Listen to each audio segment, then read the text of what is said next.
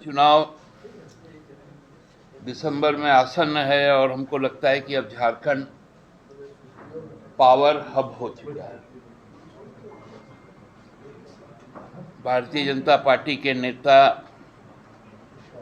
आसाम के माननीय मुख्यमंत्री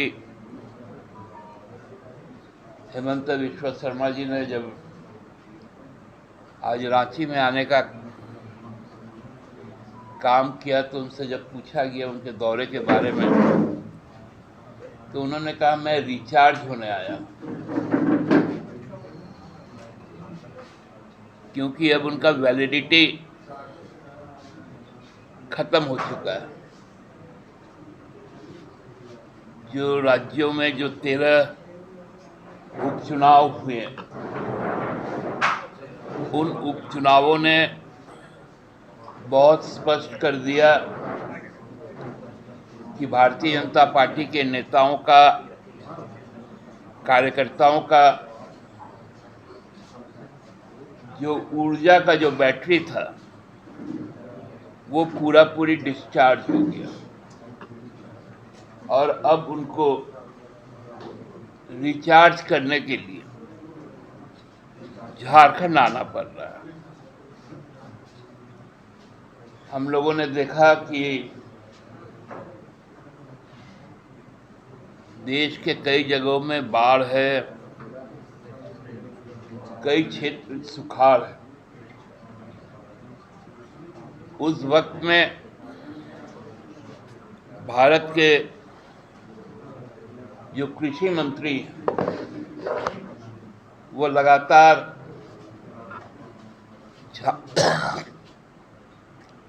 झारखंड के दौरे पर। कृषि उनके लिए प्राथमिकता नहीं है। एमएसपी पर जब संसद में उनसे पूछा गया तो वो निरुत्तर हो गए और यहां आकर एमएसपी खोजने लगे। मतलब एमएसपी का मतलब मतदाताओं का समर्थन पत्र। यहां पर भी उनको एमएसपी नहीं मिलेगा।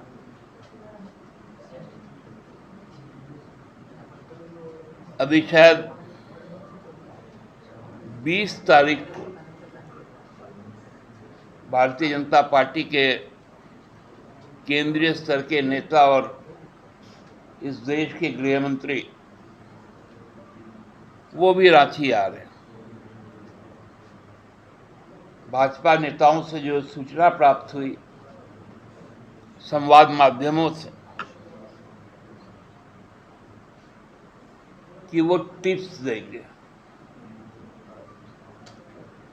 अब टिप्स का काम नहीं चलेगा, अनतिक्रम चलेगा, क्योंकि जनता ने मन बना चुका है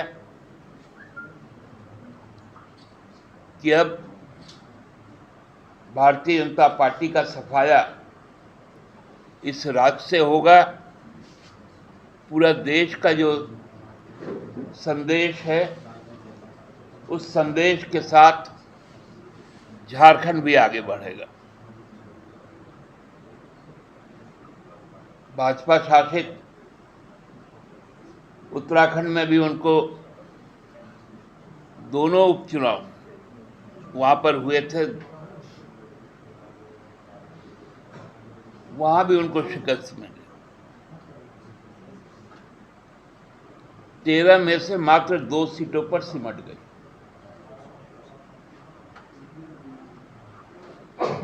और भाजपा के द्वारा पूर्व में जीती हुई सीटें बंगाल में उसको टीएमसी ने जीत लिया।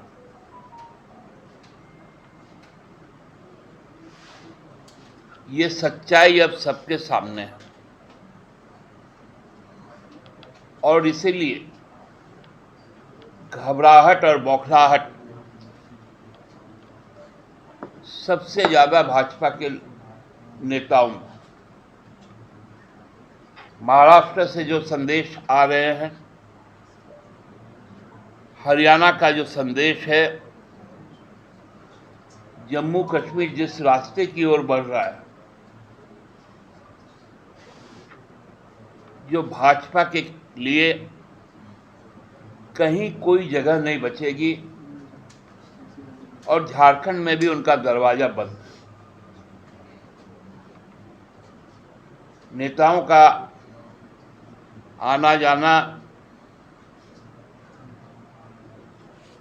सरकारी संसाधन का